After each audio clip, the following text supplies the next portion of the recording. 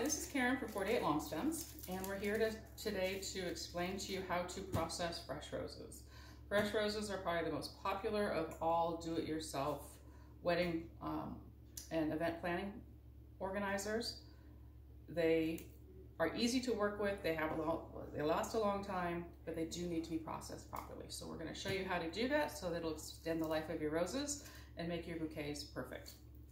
First, the most important thing is your roses are going to come in a box like this. So when you open them up, you'll notice that they are strapped into the boxes in what we call a grower's bunch. So they're already wrapped and all the rest of it. That is to protect them during shipping. So before you are going to take them out of the box, the first thing you want to do is prepare your water and your buckets. This is critical to make sure that they're hydrated properly and they open up beautifully and last quite a while.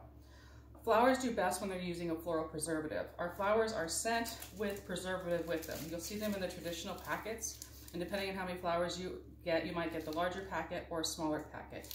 It is critical that you actually read the instructions on the back of the packet to find out how much water to mix with this. If you use too much flower food in your buckets or too little flower food, it's actually worse than using no preservative at all. Too much and you'll kill your flowers by adding too many things to it. Too little actually encourage the growth of bacteria and reduce the life of your flowers. The easiest way to do that is to use, I use mason jars. The taller one is 1 liter. The second one is a ½ liter, or basically 2 pints, which is a quart. So you read the back of it. This is a large packet. It's going to take the liter of water. So you fill up your mason jar with the proper amount of water. Just clip. Pour in. Stir so it's all properly mixed.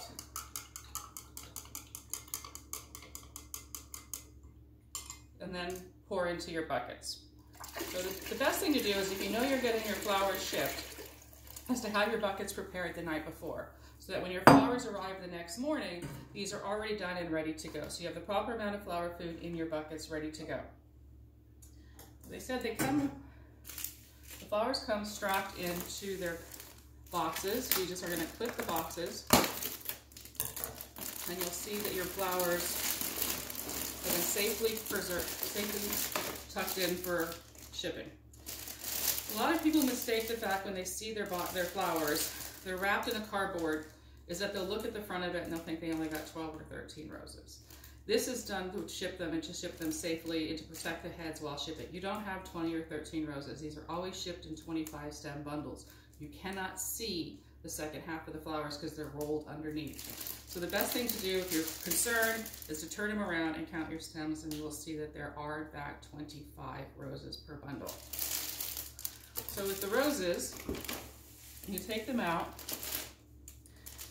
you take off this outer plastic cellophane wrap that's there for shipping, and you'll see that you have this cardboard head. Do not remove the cardboard head for the first hour or two while hydrating. It's very important that this stays on. So what you're going to do is you're going to remove all this leafy foliage from below the cardboard head down.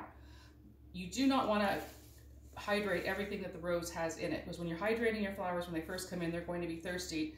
You don't care about these lower leaves. You will not be using them. You will also be hydrating the leaves, and there will be less water for the heads of the flowers. So just carefully remove the leaves from below the cardboard line. And actually, with any flower that you're processing, you'll want to remove any of the lower foliage so that it never goes below the water line in any of your hydrating buckets. If foliage gets into the water, it breaks down and causes bacteria and reduces your bloom size and the life of your flowers. So you never want foliage actually inside of your water line. So with these, you just pull off. This doesn't have to be a perfect job. Just go ahead and scrape off as many as you can get. Again, just so that you don't have to hydrate these. And that there's none that will fall within the bucket line. Lots of times I will actually cut the lower rubber band just to separate out the roses to get at the leaves on the inside. Okay. So at this point, we've taken off most of the leaves.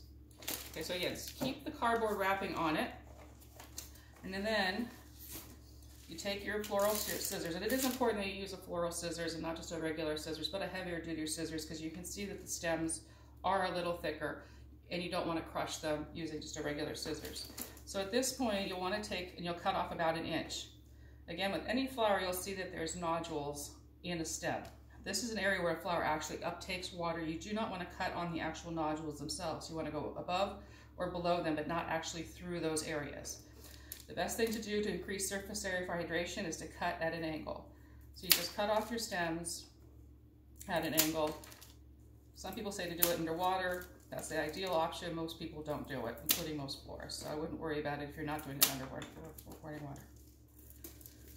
So I'm just going to cut these off.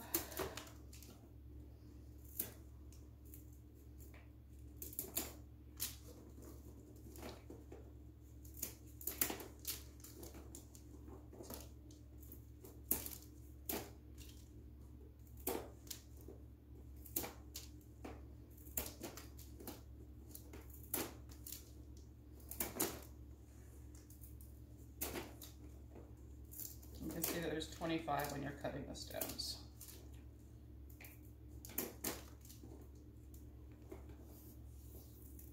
Okay. As I said, at that point you take your flowers and you place them in your bucket with the cardboard on.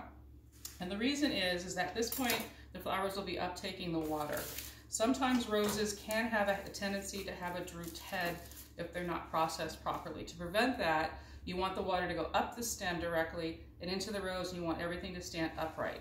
Keeping the box or the cardboard wrap on for 1 hour to 2 hours while it's initially hydrating will prevent the head from drooping. In about 1 hour, 2 hours, no more than 4 hours, you would then carefully, I'll show you how to do it, but we'll assume that these have been hydrating for 2, 3, 4 hours. Just keep them in a cool place, out of direct sunlight, away from drafts, and these will be fine. When you're ready at about 2 to 4 hours, at this point the water's already gone up to the heads and the heads are going to begin to expand. They're going to start to swell. You do not want the cardboard around them at that point because it will start to bruise the outer leaves. So you carefully just take the cardboard wrap off.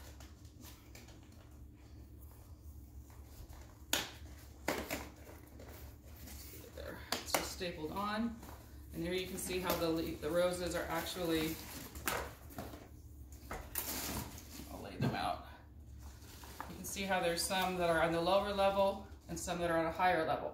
This is done to protect the heads during shipping, so you can see that they're double stacked. So at this point you just open them up. You'll see that there's paper in here. That's to protect them also during shipping so that they don't mold.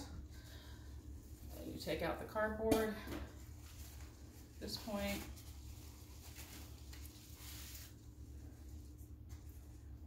Now you can just let them hydrate for another 12 hours at least before you start working with them. They recommend that you at least give them 24 hours to hydrate before you start using them in an arrangement, just that they're fully hydrated. The other thing you'll notice, and it happens most often, you'll see them in the lighter colored flowers, but it happens on the darker colored flowers, you just don't see it as often, is that these are fresh cut roses and they come straight from the farm.